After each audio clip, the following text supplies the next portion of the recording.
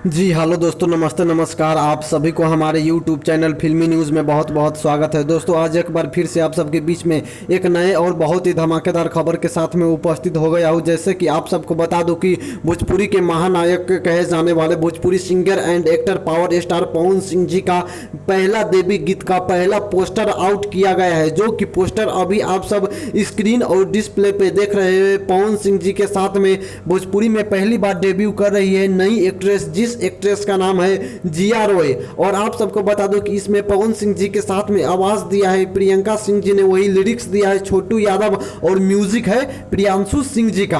और इस वीडियो के डायरेक्ट किया है वीडियो डायरेक्टर रवि पंडित जी ने। और अभी तो फर्स्ट लुक आउट हो गया है और बहुत जल्द ये फुल वीडियो संग कल या परसों आप सबके बीच देखने को मिलने वाला है। तो दोस्तों यही था आज का अपडेट। अगर आप सबको वीडियो पसंद आए तो वीडियो को लाइक करके चैनल को सब्सक्राइब जरूर करें। धन्यवाद।